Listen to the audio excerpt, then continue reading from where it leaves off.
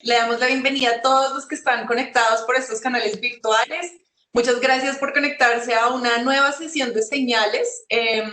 Esta es una serie de discusiones y encuentros virtuales que estamos teniendo llamadas Señales del Futuro, organizadas por la Facultad de Arquitectura y Diseño. Esta es la primera versión que hacemos donde tenemos un panel de discusión abierto y pues es un lujo inaugurar este formato con los invitados que tenemos hoy. Nuestro primer invitado es Giancarlo Massanti, arquitecto egresado de la Universidad Javeriana de Colombia, con estudios de posgrado en diseño industrial y arquitectura en Florencia, Italia. Es profesor invitado en universidades colombianas y de prestigio mundial como Harvard, Columbia, Princeton. Es el primer arquitecto colombiano en tener sus obras en la colección permanente del Museo de Arte Moderno de Nueva York, el MoMA, y en el Centre de Pompidou en París. Ha sido distinguido con diferentes premios nacionales e internacionales. Es fundador del equipo Massanti, un estudio muy reconocido y seleccionado por la revista estadounidense Fast Company como una de las 10 compañías más innovadoras del mundo. También tenemos con nosotros hoy a Nicolás París, dándole un giro al panel, porque Nicolás es artista, su obra ahonda en cuestiones relacionadas con el aprendizaje. Sus métodos de trabajo están basados en el diálogo, en la arquitectura incompleta y en el acto de dibujar y cultivar. Él busca construir ambientes para el intercambio, la producción y reflexiones y para encontrar nuevas formas de estar juntos. Él es el fundador del Instituto para el Aprendizaje Radical, ha realizado varias exposiciones individuales y colectivas en diferentes partes del mundo y ha participado en residencias artísticas en Nueva Zelanda, en París, en Sao Paulo, entre otras. Su trabajo hace parte ya de distinguidas colecciones en el mundo, por ejemplo, hace parte del Museo Jumex en la Ciudad de México, la Tate Modern en Londres, el MoMA en Nueva York y en el Banco de la República acá en Colombia. Y nuestro tercer invitado, volviendo al campo más robusto de la arquitectura, hoy contamos con Carlos Arroyo, que es doctor, arquitecto, urbanista y lingüista. Su firma, Carlos Arroyo Arquitectos, ha desarrollado proyectos en Europa, África, Américas. Ha ganado el premio Holcim Silver Award de construcción sostenible. Es miembro del comité científico del Europe and Europe y es director del Digital Rural Lab. Es profesor de proyectos arquitectónicos en la Universidad Europea de Madrid. Es curador académico del máster universitario en arquitectura y es profesor invitado del MIT en Boston, en Princeton, en Columbia University, en la Universidad Tecnológica de Berlín, entre muchas otras. Hoy, moderando este fantástico panel, contamos con nuestro propio Fabio Restrepo, que es arquitecto, profesor asociado al Departamento de Arquitectura en la Universidad de los Andes. Es maestro por la Universidad Nacional de Colombia, es doctor de la Universidad Politécnica de Cataluña, España. Sus temas de investigación giran en torno a la arquitectura desde las perspectivas interdisciplinarias y en los últimos años ha trabajado como docente de investigación y se centra en la relación entre la arquitectura y las artes. Entonces, con esto te doy la palabra, Fabio, para que puedan comenzar. Bueno, Valentina, muchísimas gracias. Quiero agradecer a los panelistas, a Carlos, a Nicolás, que hacía mucho tiempo no veía, y a Giancarlo, bienvenidos y muchísimas gracias por aceptar la invitación del departamento. Quiero agradecer a Valentina, Daniela y Catalina, que están organizando estos eventos, y también al equipo técnico del departamento, que es el que va a permitir que todo funcione. Y agradezco que me hayan invitado como moderador. En primera instancia, la palabra moderador pareciera que quiere decir que va a actuar con moderación, pero realmente la palabra quiere decir otras cosas que ya veremos. Por ahora actuaré con cierta moderación y pensamos que la idea de operación va a ser la siguiente. Carlos empezaría con una presentación de sus ideas durante 15 minutos, luego estaría Nicolás y luego finalizaría Giancarlo, y a partir de los contenidos de las tres presentaciones, el moderador quizás proponga unos temas para una breve conversación final. Si les parece bien, entonces, Carlos, muchísimas gracias y bienvenido. Bueno, muchísimas gracias por la amable invitación en tan buenísima compañía de amigos conocidos y por conocer. Voy a ir al grano. haciendo todo, pero ahora no, porque tenemos poco tiempo, ¿no? Entonces tenemos como 15 minutos cada uno, entonces voy a tratar de ir a ello. Y voy a compartir la pantalla directamente. Si hago así, creo que se comparte. Y entonces, si hago así, creo que voy a ir. Y si hago así, arranco. Bueno. Voy a hacer una presentación que se basa un poco en una empresa, en un spin-off de nuestro estudio de arquitectura, que ha sido mencionado en la presentación, el Digital Rural Lab, pero voy a contar no todo lo que hacemos, sino solamente algunas cosas que tienen que ver con nuestra relación con la docencia, ¿no? Porque entiendo que el aprendizaje de la arquitectura es el tema de hoy. Y especialmente en atención también a algunos otros participantes, el dibujo, ¿no? El cómo dibujando podemos conseguir transformar algo. Cómo el dibujo es un acto de pensamiento y es un acto de transformación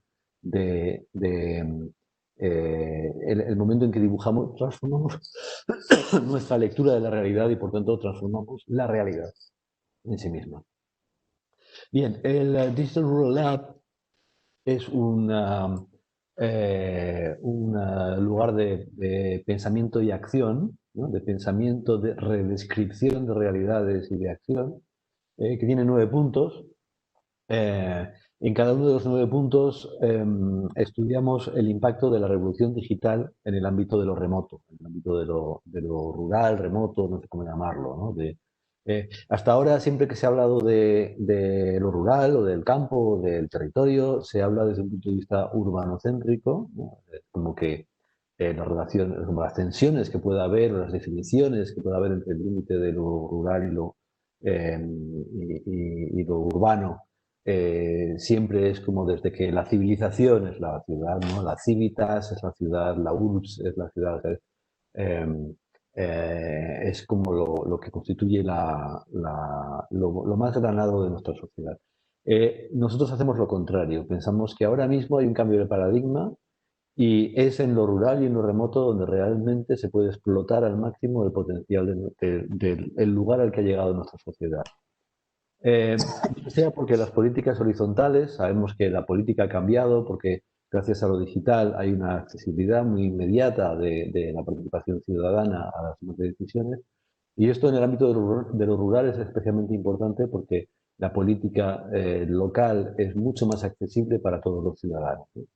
Pero también la logística remota. Se dice que Amazon mata las ciudades porque si pensamos en libros, las librerías cierran en las grandes ciudades porque ya todo el mundo pide los libros por Amazon, ¿no? Entonces, el efecto de la logística en general y del shopping online, la compra online sobre la ciudad es dramático, pero en el campo es lo contrario, da acceso a todo el mundo, no solamente a lo cercano, sino da acceso a poder encontrar y recibir en lugares, por otra parte, desconectados, todo tipo de materiales, no solo libros, sino herramientas y cosas así. Hasta ahora lo rural se abandonaba porque desaparecía, o sea, el éxodo a la ciudad, y en el momento en que no hay suficientes personas, por ejemplo niños, para tener escuela, se cierra la escuela, se acaba todo porque ya todo el mundo ya emigra, ya no tiene motivo por el que estar. Sin embargo, puede haber una relación muy distinta con el territorio a través de la teleeducación, de la educación a distancia. También es aplicable en territorios donde se está expandiendo la idea de la educación en el territorio. No es necesario construir grandes infraestructuras, sino que con pequeñas infraestructuras, puntos de fricción con la realidad cotidiana, se puede implantar un sistema de educación. Lo mismo con la telesalud, ¿no? Voy a contar algún ejemplo más adelante, pero la extensión del sistema de salud, la lectura de los datos de la agricultura digital, las experiencias virtuales, la sociedad extendida, las relaciones entre personas que viven en ámbitos, en poblaciones dispersas, pero que a través, por ejemplo, de Instagram se conocen, saben lo que hacen y pueden encontrarse, introduce una nueva dimensión en el ámbito de lo remoto, ¿no? Entonces voy rápidamente saltando presentaciones habituales sobre lo que hacemos. Hemos hecho esta selección de fichas, son fichas sobre empresas que ya trabajan con lo digital y en lo remoto de forma exitosa, ¿no? Una colección bastante gorda. Me fijo especialmente en Zipline, por ejemplo, que trabaja en países africanos, en Ruanda concretamente. La telesalud hace que en los hospitales centrales haya unas habitaciones donde médicos intervienen remotamente en pequeños centros de salud en ámbitos rurales remotos. Y esta empresa que opera drones es la que se encarga de la distribución de las medicinas, de la sangre, sobre todo, es especialmente importante.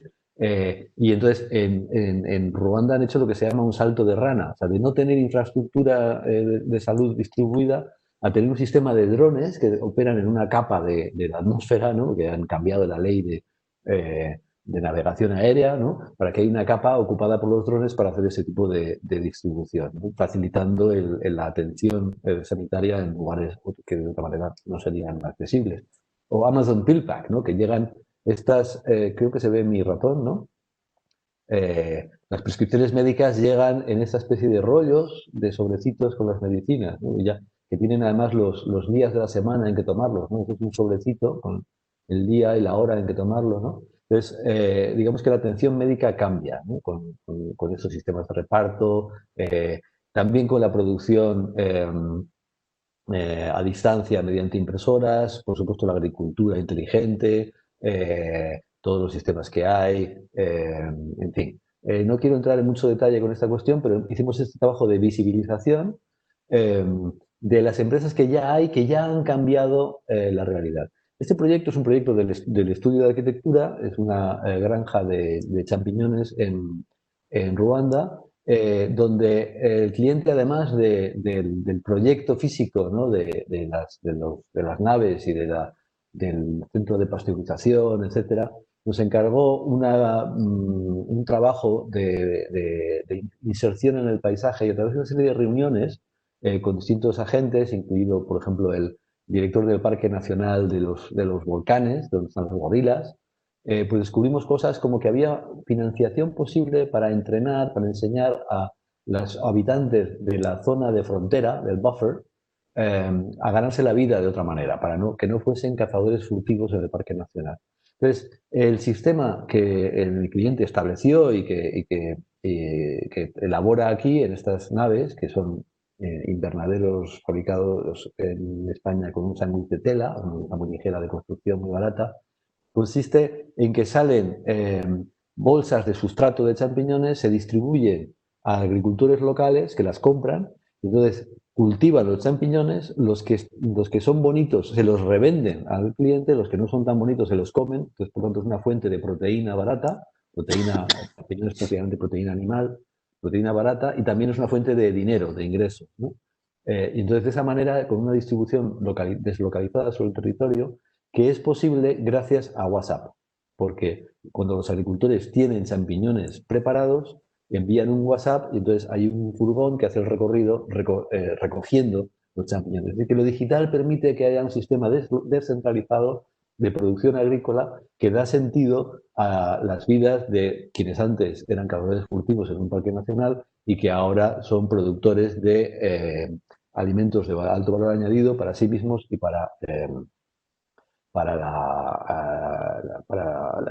también para distribuir en un mercado de otro ámbito, ¿no?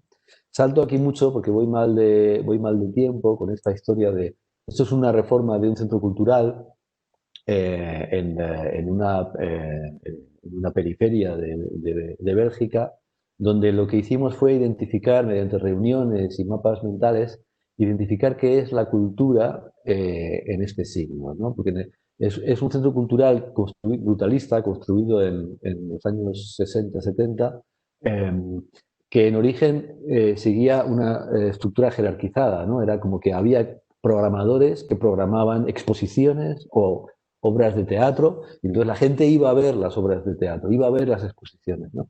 En cambio, ¿qué es ahora? Ahora la cultura se desarrolla en Instagram, se desarrolla en los distintos sistemas que hay para compartir ideas, para compartir lo que es la cultura, eso que emerge, ¿no? Entonces, ¿cómo convertir un centro cultural en un crisol en el que, en un punto de fricción con lo real, en que esas relaciones virtuales a través de las redes sociales pueda manifestarse con la creación de cultura resultante, ¿no? Esto es una reunión con estudiantes de 16 años, ¿no? Y ese es el día de la inauguración, en el que la actividad y el color es lo que pasa a primer plano, ¿no? Es lo que en lugar de tener que ir a una sala a ver algo, es la propia vida en lo que llamamos calle, que es el espacio público dentro del edificio, lo que da la vida.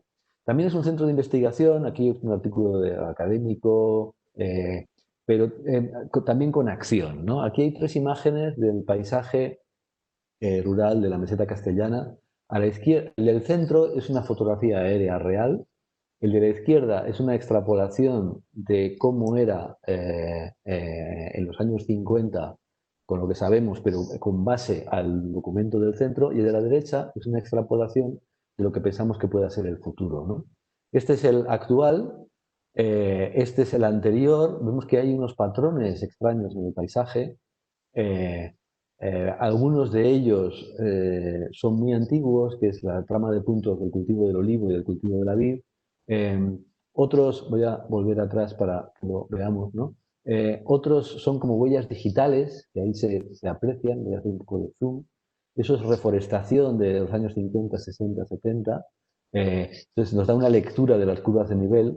Pero hay otros sistemas de cultivo que están emergiendo, que son líneas para que robots puedan cultivar, sobre todo la uva en este caso, que genera otra impronta en el paisaje, ¿no? Y creemos que es a través del arte que podemos visualizar que ni el paisaje de los años 50, ni el actual, ni el futuro son naturales, el paisaje está completamente antropizado, pero podemos hacer una lectura del territorio a través de los patrones de dibujo sobre el territorio que hacen los cultivos, ¿no? Entonces podemos hacer deseable. Esto lo hacemos con grasshopper, rino, etcétera, hacemos una extrapolación y sale la lectura en función de la humedad, en función del gradiente, de la inclinación del territorio, etcétera, ¿no? Bien, hemos hecho otros proyectos, Wikidero, Agify, escaneo de cuevas y el dron Neufert. El dron Neufert, voy a saltar para ir más rápido. Bueno, esto es un reservorio de biodiversidad que estamos diseñando ahora mismo en un espacio donde empieza un proceso de desertificación por abandono de cultivos. Cuando se abandona el cultivo se desertifica, porque el cultivo es el que mantiene el estrato fértil vivo. Entonces queremos plantar, queremos hacer, detectar con empresa que detecta dónde el terreno tiene los gradientes de humedad, los gradientes también de los nutrientes que hay en el terreno, para poder diagnosticar el terreno, poder hacer una plantación de esa biodiversidad necesaria, plotearla con los drones, marcar dónde se colocan con los drones y luego hacer un monitorizado del territorio, ¿no? Que es un poco esta imagen de los drones vigilando el paisaje, que es ¿no? En este momento. Pero también hemos hecho, y es a lo que voy, ejercicios con la universidad. Esto es la EPSAM, eso es el inicio del taller en la Universidad Politécnica de Madrid, que no es donde yo doy clase, es donde yo estudié, en cambio.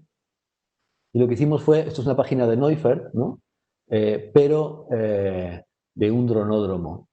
El Neufert, todo el mundo conoce, me imagino, un libro de referencia que se inició hace 100 años para poder dimensionar todo lo que en nuestra disciplina podemos necesitar determinar con medidas, ¿no? Ha ido cambiando, con cada década es diferente el Neufert. Ha ido cambiando con la sociedad, con el desarrollo de las culturas, con el desarrollo tecnológico, etc. Y tiene que cambiar ahora con el mundo de lo digital. Tiene que haber páginas como esta, donde se vea cómo es el punto de entrega de los sistemas de paquetería con logística remota, donde se vea cómo es el teletrabajo, qué hay que incluir en el ámbito doméstico, o sea, qué características ha de tener ese punto en el ámbito doméstico donde se teletrabaja, qué trasfondo tener, qué relación con la luz, ¿no? La luz antes se relacionaba para escribir, era por la izquierda, porque con el bolígrafo los diestros veían lo que escribían, ¿no? La luz pues ahora, con las cámaras, esta luz que tengo yo aquí, ¿cómo ha de ser, ¿no? Ahora es de noche, aunque acá es de noche ya. Y eso tiene que estar registrado en el Neufert, o cómo es un Fab Lab, o un lugar de impresión 3D, o cómo es un punto para teleeducación rural, ¿no? Y eso con los estudiantes de la ETSAM hicimos este Neufert tuneado, ¿no? Es un Neufert original, digamos, pero que a medida que vamos pasando páginas y vamos viendo las cosas tradicionales de cuál es la altura de los comederos de los pollos, ¿no? Para que cuando tú diseñas un comedero de pollos, saber a qué altura come, para el pico, a qué altura lo tiene. Todo eso está dibujado con absoluta precisión, ¿no? Y llega un punto en que pasando los teatros y pasando todo, encontramos unas páginas que son más limpias, más claras, más luminosas, porque se han insertado, ¿no? Es un Neufert hackeado, en el que vemos qué necesitamos saber en esta sociedad actual en la que ya realmente vivimos, ¿no? También hemos hecho un proyecto de investigación uniendo 3 universidades. Aquí vemos personas de Delft en el centro, de Graz, bueno, ahí estamos Javi Navarro y yo, de Digital Rural.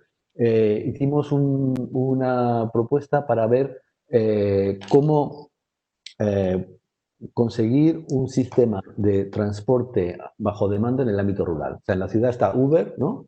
Muy disruptor en el ámbito urbano. En el campo hay unas líneas de autobús, hay unos sistemas. ¿Cómo conseguir que con el móvil, como todo el mundo tiene móvil, en Ruanda todo el mundo tiene móvil, o sea, el banco funciona por móvil, o sea, tú compras y vendes o pagas la electricidad con el móvil, ¿no? Todo ruandés tiene móvil en el África tropical.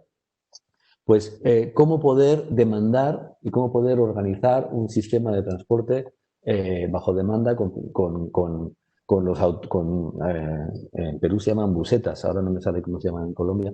¿Micros? No, ¿cómo se llama? Busetas también puedes decir, sí. Busetas también, pero organizadas, ¿no? Con una organización que en lugar de tender a la organización de líneas de autobuses, como en lugares donde se han establecido estas cosas puramente analógicas, saltar a un sistema de organización digital para que pueda funcionar. Y hemos trabajado también con el máster en experiencia de usuario para diseñar el reto digital, para diseñar la interfaz en el móvil, para que personas de muy distinto trasfondo social y cultural puedan relacionarse con este sistema bajo demanda del transporte en el ámbito rural territorial, ¿no? Esto me lo salto rápidamente porque creo que se me está acabando el tiempo. También me salto esta cuestión porque también se me está acabando el tiempo. Quiero llegar simplemente al final a lo que hacemos: visibilizar innovaciones tecnológicas en lo remoto, identificación de potenciales a través de talleres, consolidación de un centro de investigación, dibujando y visibilizando todo lo que está ocurriendo, y luego gestión de agendas interdisciplinares para sacar adelante estos trabajos. Y esto es, dejo de compartir lo que yo tenía para contar hoy. Muchas gracias. Perfecto, muchas gracias a ti, Carlos. Ya comentaremos algunos de los puntos que tocaste. Le doy la palabra entonces a Nicolás. Nicolás, bienvenido, muchas gracias y te escuchamos.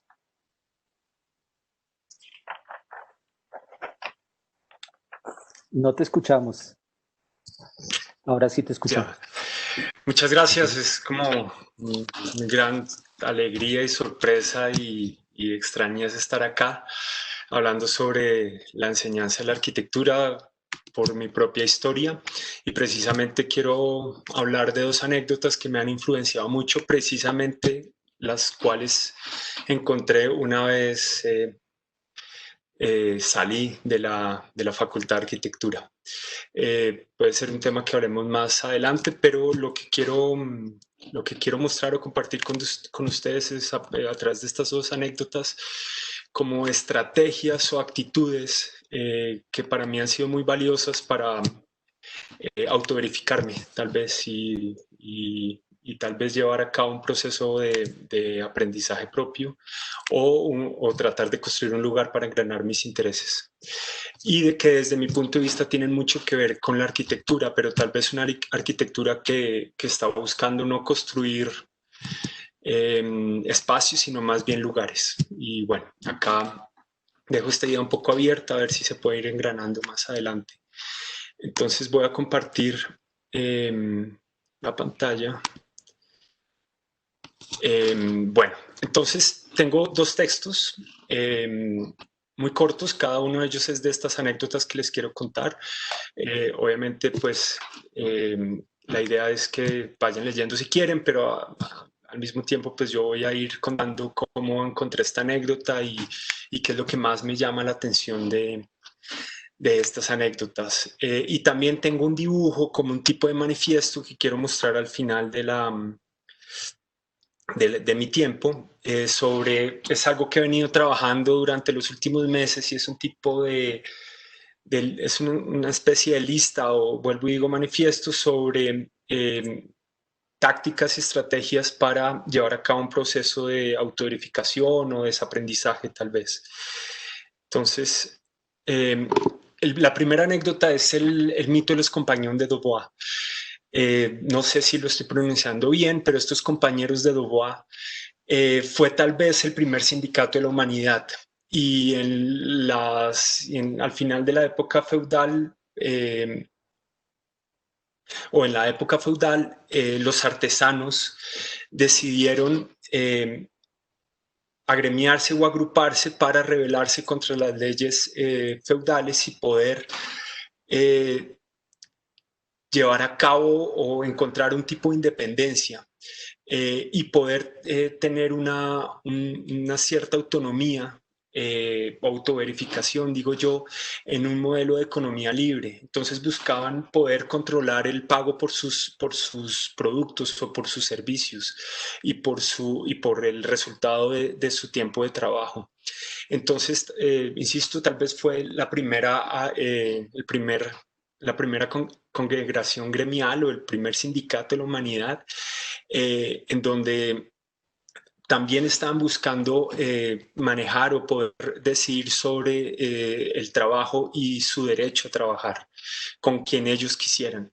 Y esto lo quiero conectar con una idea que a mí me interesa, y es también el derecho a aprender y poder decidir los ritmos y los procesos, y poder estar constantemente en un tipo de diálogo y negociación constante sobre cómo aprendemos y poder establecer este tipo de contratos sociales sobre nuestra propia forma de autoverificarnos.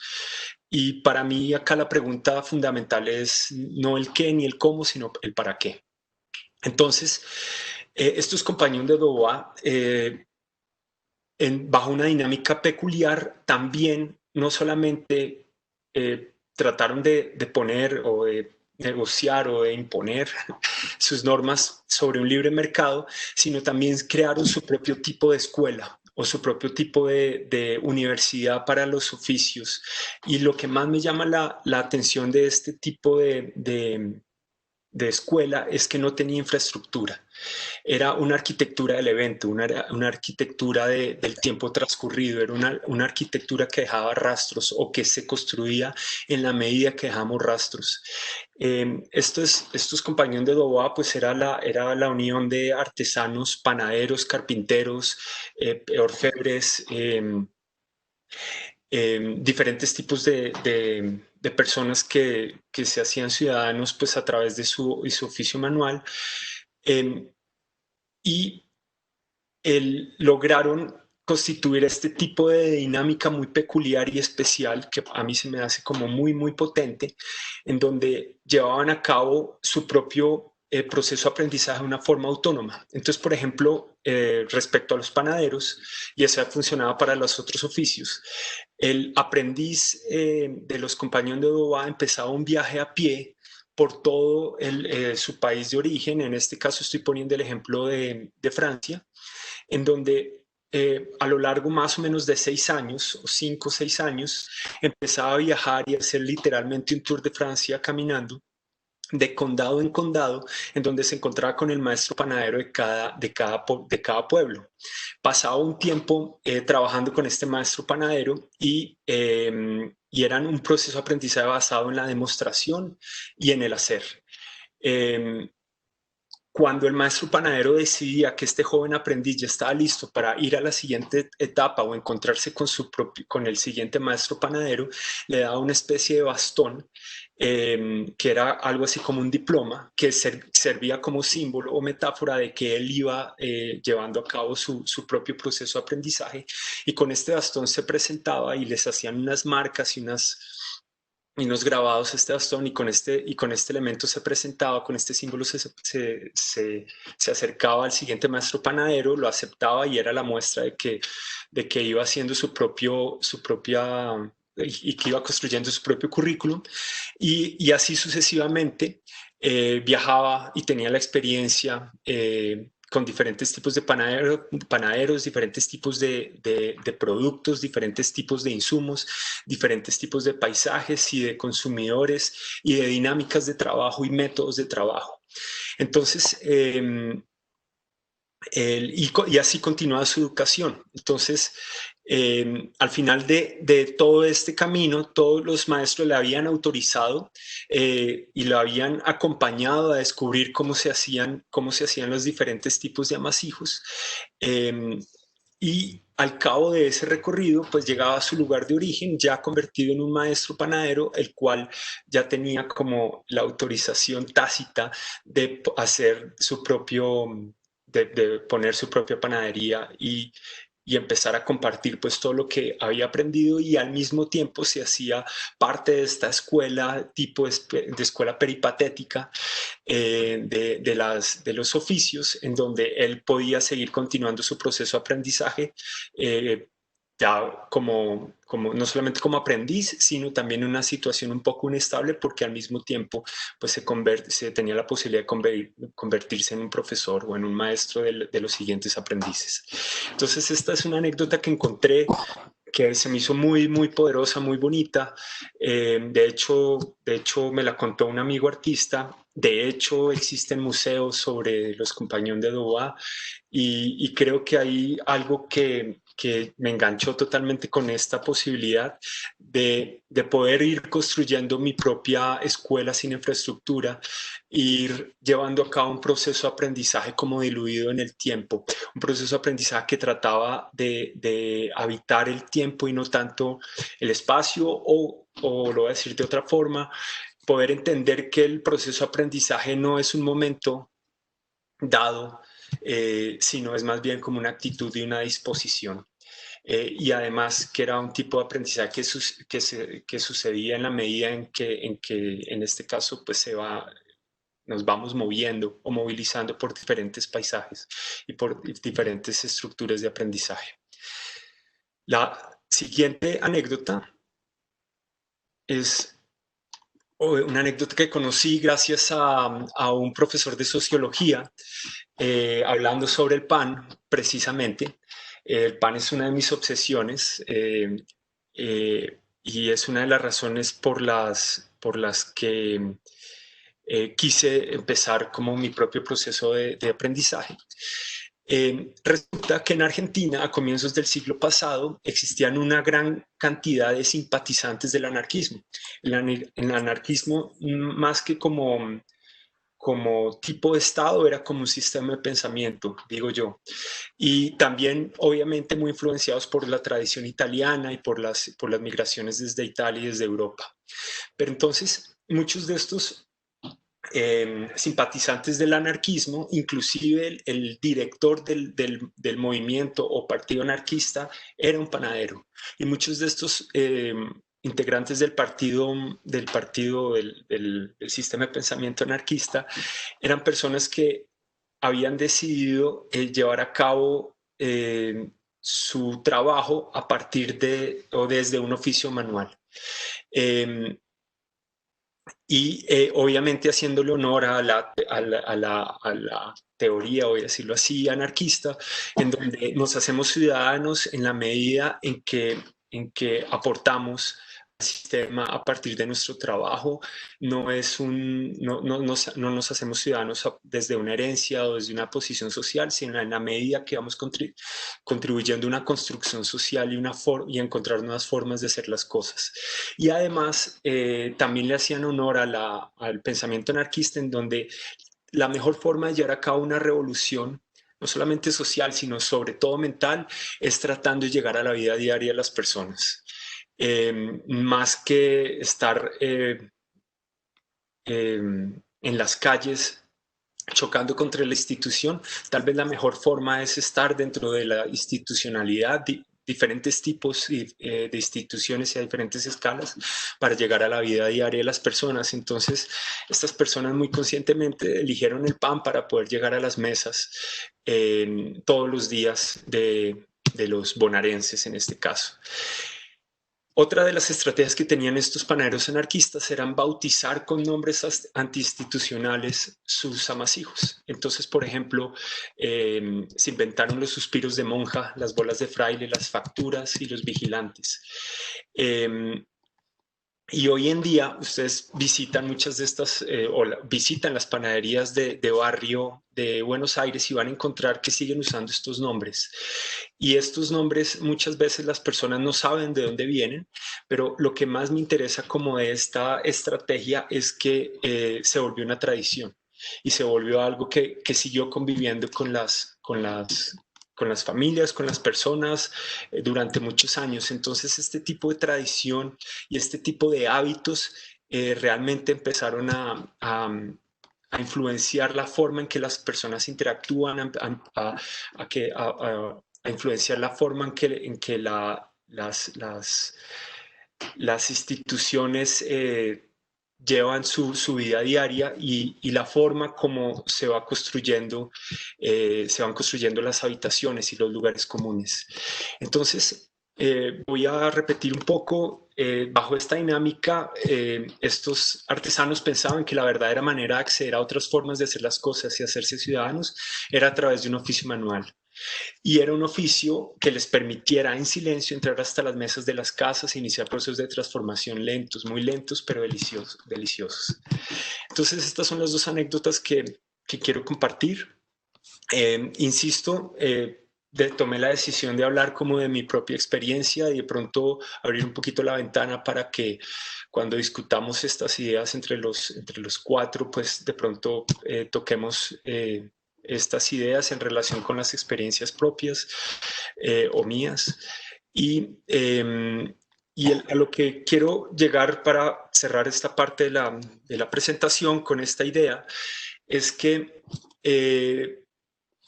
para mí lo importante como un proceso de aprendizaje es precisamente determinar para qué estoy aprendiendo, más que el qué ni el cómo. Es poder definir el para qué, pero siempre desde un proceso lento y mucho mejor si no tiene objetivos académicos. Entonces son procesos de aprendizaje basados en el hacer, tal vez, en la demostración y en poder entender que el proceso de aprendizaje es sobre todo una actitud y que el maestro está en todos lados y no solamente en mí, sino también en el entorno. Y acá voy a pegar el brinco a esta imagen que es un poco el manifiesto que les quería mostrar. Es como un tipo de dibujo, ideas que traté de redactar o que llevo redactando y se las quiero presentar. Entonces, para mí el arte y en verdad la arquitectura es una disciplina que nos puede ayudar a encontrar, como ya lo había dicho, diferentes formas de estar juntos o que estar juntos deje de ser una obligación. Entonces, es como es como un puente, como una tercera orilla o como tal vez un tercer maestro en donde podemos conectar las cosas que podemos verificar con las cosas que no entendemos. Entonces, desde mi punto de vista, puede volverse un método científico para el afecto, para la solidaridad y para la creación de vínculos. O es un ejercicio, una práctica, algo que debemos desarrollar. A mí me gusta la idea del hábito como un ejercicio para construir una versión desacelerada del universo o un ejercicio para sustituir una economía política por una economía poética. vuelvo, insisto, yo creo que la verdadera revolución no es de índole social, es de índole mental, y definitivamente creo que el proceso de aprendizaje, y ese es un tema también que podríamos como hablar después, la diferencia entre educación y aprendizaje es sobre todo de índole mental, y por eso para mí tiene tanto sentido pues como estar en uno de los lugares de discusión o de confrontación como es la educación. Entonces, me gustaría pensar que una escuela de arquitectura debería, y no solamente de arquitectura, sino en general, debería buscar una utopía educativa. Y para mí la utopía educativa es que todos estamos aprendiendo de todos y que estamos siempre conviviendo en situaciones o en lugares inestables donde no sabemos muy bien quién está aprendiendo y quién está enseñando. Entender que todos somos parte de la misma condición de crecimiento. Y pertenecemos a un orden común. Esto es algo que me interesa mucho, esta segunda idea, que creo que más que crear proyectos, las escuelas los procesos de aprendizaje deberían fomentar la creación de vínculos. Más que construir fenómenos, más que construir conceptos, es construir fenómenos. Pensar siempre que el aprendizaje es una propiedad que emerge cuando partes separadas se establecen una comunicación, no es un proceso individual. Entonces yo me autoverifico en la medida que exploro y especulo cómo me comunico y cómo creo sistemas de pensamiento. Creo que también el aprendizaje es estar abierto a crear experimentos mentales y encontrar diferentes formas de estar juntos. Vuelvo y lo repito. Creo que es muy importante como táctica la confianza en un proceso de aprendizaje, y es siempre tratar de construir ambientes de diálogo en donde el error equivocarme es un acto de generosidad en doble vía, y en donde son ambientes en donde cuando nos equivoquemos nos sintamos seguros. Yo creo que el aprendizaje, usando la confianza como táctica, y vuelvo al ejemplo de los compañeros de Doha, que un aprendiz aprende y está conmigo para hacer los panes para mis consumidores, es un acto de confianza. Entender al aprendizaje como una actitud, un concepto amplio, no es algo que sucede en un aula o en un momento determinado. Vuelvo, insisto, es una actitud, es una forma de estar y de construir lugares. También pensarnos como algo, como un organismo, ¿no? Como diría yo, que nuestro ser o nuestro cuerpo está compuesto como mínimo por 7 vectores diferentes que lo determinan. Pensar, actuar e imaginar nuestro cuerpo como un séptimo de nuestro organismo. Aprender desde la experiencia y no desde la forma. Eso también es algo que me interesa. Podría dar varios ejemplos sobre esto, pero por ejemplo, para mí el más fundamental es que el hombre no aprendió a leer y a escribir memorizando o con las letras o llegando al alfabeto, sino desde la experiencia. Fue que poco a poco fue condensando esas experiencias a una representación gráfica y después a una representación escrita, la voy a llamar. Detener el progreso para hacernos conscientes del proceso, aprender a formular preguntas incongruentes, como por ejemplo, ¿cuál es mi mejor error? Y acá lo conecto con algo que yo había dicho antes de la confianza, y entender el presente como una secuencia de eventos, tal vez moleculares, que alteran las estructuras de percepción y logran que el sistema se reinicie. Y la última la quiero cerrar con una frase de Nabokov que me gusta mucho, que es que el futuro es lo obsoleto en reversa. Entonces acá cierro un poco lo que les quería contar. Me pasé por 2 minutos, disculpen, y pues seguimos. Bueno, Nicolás, muchísimas gracias. Muy interesante. Bueno. Sabrás que la palabra compañero, la etimología de compañero es aquellos que comparten el pan. Sí. Entonces, vamos a ver cómo compartimos. Exacto. Giancarlo, por favor, 15 minutos, no te vayas a pasar. Yo creo que me voy a pasar, pero... Si no, me veré en la obligación de detenerte. Bueno. Fraternalmente, pero... Listo. Voy a retomar muchas cosas de las que dijo Nicolás. y creo que lo que voy a tratar al final de demostrar es de explicar que el maestro o el currículum o el aprendizaje realmente está en todos lados. Y entender que el proceso de aprendizaje de arquitectura tiene que ver con esa idea de construir una actitud, de una disposición alrededor de estos temas. Voy a compartir pantalla. Un segundo. Creo que estamos. Listo, creo que se está viendo, sí. La pregunta que nos hace un poco el seminario es cómo se aprende arquitectura. Y cómo se aprende arquitectura tiene que ver realmente con una que nosotros nos tenemos que ir tomando. Esto tiene que ver con un texto que es de Perea, y lo retomo de ahí con otras cosas, pero la enseñanza de la arquitectura es esencialmente creativa e innovadora, y es sobre esta afirmación que basaré la intervención y comenzaré a tratar de relacionar los espacios de la enseñanza de la arquitectura, entre comillas, que son las facultades de arquitectura, con lo que se produce como condición de la arquitectura. La arquitectura básicamente es una forma de pensamiento creativo e innovador y no solo una acumulación de conocimientos o métodos prefijados para generar empresas exitosas. Realmente lo fundamental de la construcción del aprendizaje de la arquitectura radica en la capacidad que tenemos de asumir una actitud innovadora, creadora, de una construcción del aprendizaje, de entender que es nuestra actitud hacia el mundo y nuestra relación hacia el mundo lo que aprendemos cuando estamos haciendo arquitectura constantemente.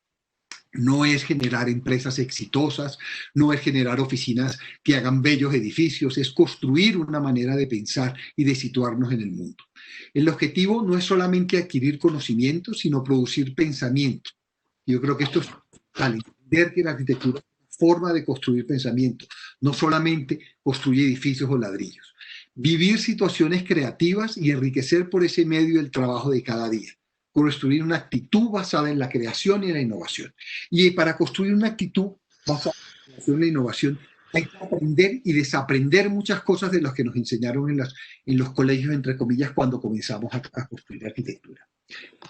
De aquí voy a ir pasando básicamente a una cosa que me interesa, que es dónde se da el aprendizaje de la arquitectura. Se da en el currículo, en los profesores, en los medios de aprendizaje, en el espacio arquitectónico.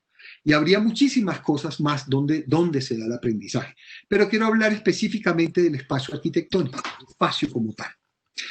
Y voy a hablar sobre eso, sobre el aprendizaje de la arquitectura y la relación de este con la forma y la organización del espacio en las facultades de arquitectura. Y voy a analizar algunas facultades de arquitectura a nivel mundial, qué tipo de relaciones o qué activa. Partimos siempre de una base que para mí es fundamental. El valor de la arquitectura no radica en sí misma, y estoy hablando con esto, que es que hacemos arquitectura con los elementos que la componen, pero su valor no está en sí misma, sino en lo que es capaz de producir, en el elemento, en lo que acciona, en lo que propicia, en lo que coacciona, en su construcción cultural, que va mucho más allá del simple hecho de ser una organización material. Los espacios para la enseñanza no son solo edificios. Cuando hacemos un edificio para la enseñanza no estamos haciendo una infraestructura funcional, eficaz y eficiente. Son dispositivos que propician aprendizaje e intercambio de manera específica. El espacio en sí mismo es un mecanismo de aprendizaje. Es de alguna manera el tercer profesor, el currículum oculto, son una serie de cosas que van sucediendo alrededor de esto. Y me interesa dejar sobre la mesa una discusión, un tema que cada vez me interesa más en la investigación que estoy haciendo, que es la arquitectura como dispositivo.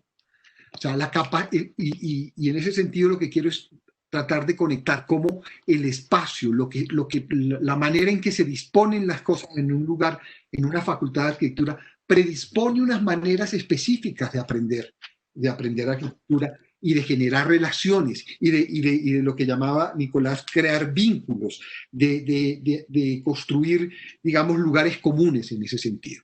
Entonces, un dispositivo es cualquier cosa que de algún modo tenga la capacidad de capturar, orientar, determinar, interceptar, modelar, controlar y asegurar los gestos, las conductas, las opiniones y los discursos de los seres vivos. Esto es una definición de Giorgio Agamben, muy relacionada también con un libro muy lindo de Deleuze que se llama ¿Qué es un dispositivo?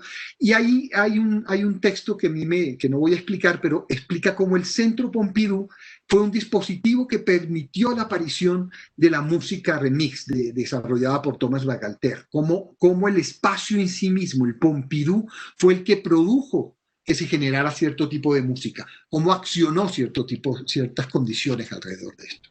Entonces los dispositivos no son más que una función, tienen una función estratégica, funcionan para, relacionan, activan, coexionan, crean vínculos, generan lugares comunes, generan afinidades y amores. Y este videíto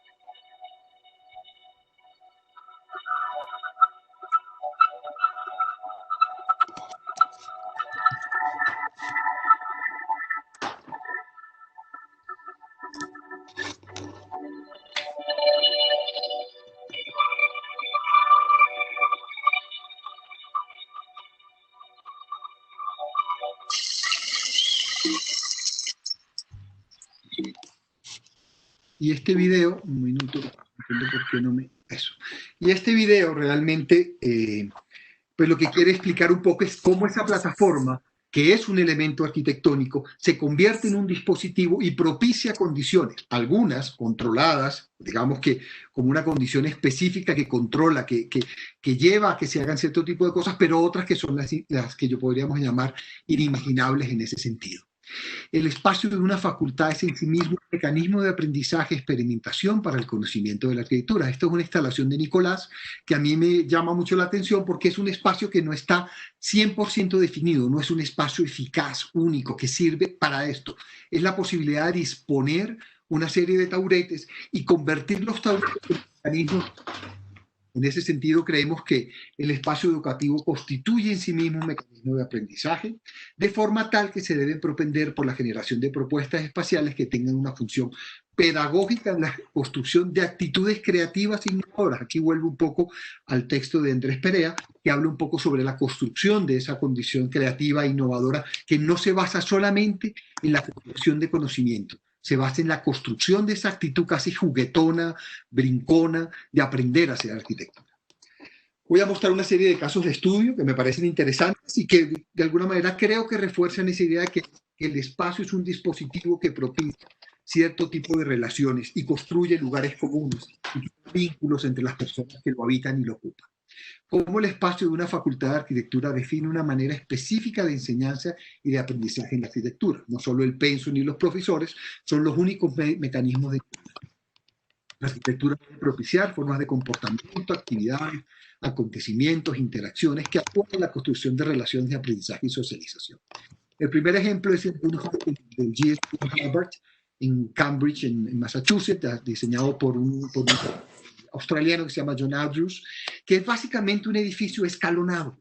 Y este edificio escalonado funciona realmente como un dispositivo. Y hay que entender ciertas cosas que van a estar en cada una de las diapositivas. Es entender que primero es una escuela privada. Y ese espacio escalonado, lo que está procurando es generar una educación basada en aprender mirando lo que el otro hace. Esas bandejas escalonadas es donde todos se miran y aprenden unos de otros. Pero también recoge mucho de lo que esa universidad es. Harvard quiere ser los mejores, los más competitivos, los más eficaces. Entonces es un dispositivo de vigilancia entre todos. Todos se miran para ver quién es el mejor, todos se miran para aprender del otro. Es una especie de gran auditorio que permite relacionar qué está sucediendo arriba y abajo. Y eso define una manera específica de aprender y una manera específica de esta comunidad de estar juntos aprendiendo o intercambiando temas de hacer arquitectura. Entonces todos se van mirando unos de otros, también estratifica la enseñanza, también produce una arquitectura en donde los que están arriba tienen ciertas ventajas de los que están abajo, y creo que resume muy bien lo que es la educación harvardiana, que es también basada en esa idea de competencia y de relación. En ese sentido, la gente aprende arquitectura en este lugar a través del mirar qué hace el otro. El otro es el Chrome Hall en Chicago, hecho por Mies van der Rohe, y que básicamente lo que es un gran contenedor. La planta es una especie de contenedor vacío, ninguna condición específica de uso como tal.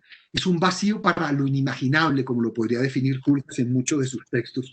Es un vacío que puede convertirse en cualquier otra cosa. Entonces, es también una escuela privada, y esto es importante porque hay una diferencia entre una escuela privada y una pública y en su construcción o su manera de entender lo que es el espacio. El espacio es un contenedor para lo inimaginable. La función no define la forma y se combina con la idea de laberinto y vacío, que es un análisis que a mí me parece muy importante. Es que sus plantas son laberinto y vacío a la vez. Son muy limpias, pero a la vez se pueden convertir en vacío. Tienen determinación, especificidad y tienen una gran capacidad de multifuncionabilidad. Todos en este caso son iguales en esa construcción de espacio, y la relación cuando yo he estado en este lugar es súper interesante porque todos están puestos dentro de esta especie de bandeja contenedor y todos están al mismo nivel. Es un dispositivo para cambiar y ocupar, y la gente lo va cambiando y lo van manipulando de muchas maneras. Sirve para la enseñanza, sirve para entregar proyectos, sirve para conferencias, pero sirve para cosas también. Digamos, Duke Ellington hace un gran concierto de jazz en los años 50, se hacen grandes fiestas dentro de esta especie de contenedor vacío, frases, juegos, el espacio lo transforman los estudiantes, y de cierta manera hay algo de lo que es lo que a mí me interesa cuando hago un espacio educativo en ese sentido, la capacidad que tiene el espacio de transformar y hecho por todas las personas. Creo que no voy a alcanzar. Después viene la Universidad de Sao Paulo, hecha por Vilanova Artigas, que básicamente es un espacio que gira alrededor de una plaza pública. Es una universidad pública, es una universidad que gira alrededor de ese lugar donde todos se reúnen. Es un dispositivo de igualdad y de horizontalidad en el aprendizaje. Hay un espacio continuo en los talleres, permite que haya una educación, digamos, donde todos también de alguna forma se miran entre sí, pero todos trabajan desde esa condición. La rampa que conecta todo el espacio sirve también como un dispositivo para ver y ser mirado, un acto como muy latinoamericano, mirado de llegar, de ver y de entender ese espacio. Y esa condición de escuela pública se hace visible en cómo se usa y se manipula ese espacio central. Este es un lugar donde todos son iguales y la educación de alguna manera es horizontal en ese proceso de construcción. Estos son los talleres a mano izquierda, que era lo que trataba de explicar, que terminan siendo unos lugares donde todos también aprenden todos, y tiene una cosa muy importante en modos de hoy en día, posiblemente en secundaria, es que se trabaja por competencias y no por grado, y la gente podría pasar de una competencia a otra. Hay un interés porque el espacio se convierta también en otra serie de cosas como el lugar para dormir, para las hamacas, y lo que explicaba de esa gran rampa que se convierte en un lugar casi boyerista. Y voy a hablar básicamente ahora del Taliesin de Frank Lloyd Wright en Arizona, que es básicamente un proyecto hecho para el maestro. Es una educación que se basa en el maestro. Escuela, residencia privada, es un dispositivo que genera una enseñanza basada en la palabra del maestro. Es jerarquizado y claro. Y todo gira alrededor de Frank Lloyd Wright. El espacio, la manera en que se dispone el espacio es el lugar donde todos miran al maestro, en la imagen de abajo es muy clara, y todos aprenden del maestro. Y es bien diciente cómo te saca de contexto en lo que dice Frank Lloyd Wright para llevar a la gente a oír solo al maestro. Es una especie de culto, y pasa mucho con la gente que saca sus oficinas y esto como una especie de monasterios donde todos aprenden de ese maestro de una forma específica, y el espacio está dispuesto para que así se dé. Y la otra es una universidad que a mí me apasiona profundamente, pero me apasiona en su capacidad de que la educación, el aprendizaje no está solo en las aulas, está en ese lugar vacío. Es una escuela pública, es también un dispositivo de igualdad, pero el valor de todo el espacio está dado en el vacío, en cómo el lugar de encuentro es el lugar público, en donde se construyen vínculos y relaciones que no están basadas de forma directa en la clase, en la forma formal de educación se comienza a dar ese aprendizaje. Entonces, en ese vacío, en esa gran cubierta, comienzan a aparecer danzas, lugares para sentarse, para aprender a dibujar. Las clases mismas se dan dentro de ese espacio cubierto. Ahí desaparece la idea de muro y de clase tradicional de prusiana de profesor y alumno. Y a eso es lo que me interesa en términos importantes. Voy a terminar con un par de preguntas que me parece que son importantes hacernos sobre qué es el espacio para el aprendizaje de la arquitectura, que posiblemente es el mundo el espacio del aprendizaje de la arquitectura, pero quería enfocarlo hacia las facultades. Cómo producir una facultad en la cual los alumnos y profesores definan la configuración de las aulas y de los espacios dependiendo del pensum semanal. Cómo el trabajo entre profesor y alumno se disuelve y el espacio en sí mismo se convierte en un mecanismo de aprendizaje en donde yo puedo cambiar la forma del espacio, puedo expandir, contraer el aula, puedo manipularla de muchas maneras para que ese espacio sea un acto de creación y de aprendizaje. ¿Cómo imaginar un espacio capaz de cambiar constantemente dependiendo de las situaciones educativas? Entregas, clases, talleres, fiestas, que permitan el desarrollo de la imaginación y la creatividad de una manera más directa entre el alumno y la materia. Y como yo estoy seguro que esta pregunta va a aparecer, ¿qué podría ser, qué creo que podría ser el espacio educativo en una facultad? Pues esto es un pequeño esbozo, pero el espacio para la enseñanza de la arquitectura podría ser, entre otros, un mecanismo inacabado y cambiante. Creo que eso es fundamental hoy en día, en el cual alumnos y profesores experimentan de manera real con el espacio, a manera de un gran Lego juguete, a escala 1:1. Alumnos y profesores aprenden manipulando el espacio semana a semana de forma real, que construye básicamente eso, vínculos, relaciones. No es que el profesor llega, es que todos nos sentamos a planear cómo va a ser el espacio esta semana, cómo lo puedo manipular, en donde la configuración semanal es un acto colectivo de creación, que a su vez convierte en un acontecimiento festivo cada vez que ese cambio se programa. Y aparece esa idea del juego, de lo lúdico, de lo anómalo, que a mí me interesa tanto y que no voy a explicar en términos generales. Podría ser un espacio sin jerarquías, en donde situaciones como la anomalía del juego sean bases para construir esas situaciones creativas e innovadoras. Posiblemente un espacio diverso y abierto a la indiscriminación podría generar una actitud de grupo y creativa a la hora de abordar el aprendizaje. Un espacio sin usos definidos y como un lugar de inimaginables apropiaciones por los estudiantes que propician otras formas de ocupar el espacio y del aprendizaje. Este es otro trabajo de Nicolás que me interesa mucho, que es una que hace en París, en donde el muro se termina convirtiendo en el aula y en donde la manera en que se disponen estas piezas definen y activan de una manera específica el aprendizaje.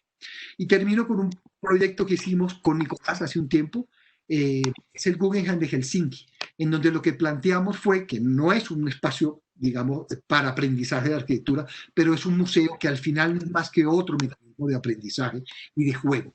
Entonces es un museo en el cual el artista es quien define cómo es el espacio del museo, a través de una infraestructura de púas y de piezas muy grandes de infraestructura portuaria. El artista definía cómo podía ser el espacio. Y esa maqueta es casi que el proyecto real. O sea, podríamos mover 25 toneladas con unas grúas y el espacio se expandía, se contraía. En verano se abría, en invierno se contrae, se podía disponer de diferentes maneras, a través de una especie de gran mecanismo, de gran dispositivo, que quien definía la configuración del espacio del artista dependiendo de la obra de arte. En esta imagen, a la izquierda se ve parte de ese edificio Lego, móvil, artefactura, con capacidad de crecer. Estos son plantas que nunca me gustaron mucho porque están perspectivadas, pero muestran mucho esa condición de cómo el espacio es inestable, cambiante y adaptativo en general. Con eso concluyo. Creo que hay muchas afinidades con muchas de las cosas que hemos hablado, pero es entender que el espacio en sí mismo es propicio, relaciona, crea vínculos, genera aprendizaje, identifica un grupo, genera lugares comunes, y que el espacio, y que lo que llamamos espacio para mí no es una caja vacía y abstracta, sino son una serie de agentes que interactúan de muchas maneras para construir una vida comunitaria, una vida en común que digamos, se basa en la proximidad y en las relaciones humanas, básicamente. ¿Listo? Yo creo que he terminado, Fabio. ¿Me demoré cuánto más? No, muy bien, Giancarlo. Muchísimas gracias. 4 minutos más, no fue tan grave. Estuvo muy bien. Bueno, muchísimas gracias a los tres panelistas. Una impresión general es que si algo bueno parece ser que tiene la pandemia, es que nos detuvo en esta correría infinita sin saber muy bien hacia dónde. Algunos dicen que en el futuro, aquí que apareció por ahí. Y sin embargo, no, estamos detenidos repensando un poco lo que estamos haciendo y viendo si éticamente hablando hay una mejor forma de hacerlo. Lo digo porque los tres presentan ideas sobre la educación de la arquitectura diversas, con puntos en común, pero me parece que hay mucha diversidad también, y celebro eso, celebro que no sepamos realmente, incluso lo que dice Nicolás, ¿para qué? Que me parece una pregunta fundamental. Voy a tratar entonces de establecer mínimamente un hilo conductor alrededor del cual podemos conversar. Carlos, lo de Carlos me pareció muy interesante en la medida en que, en el fondo, lo que está sucediendo es que algunos principios muy generales de la cultura occidental, me pareció, se están poniendo en duda. Hay una serie de categorías que ya no operan, y lo que hizo la pandemia y lo que debería hacer la educación es justamente cuestionar esas categorías. Me refiero, Carlos, cuando dices que esto de ciudad y campo privilegió la ciudad y que eso no debe ser así, quizás vamos a tener que disolver esas fronteras, y por lo tanto eso que llamábamos ciudad y campo, quizás vamos a tener que nombrarlos de otras maneras.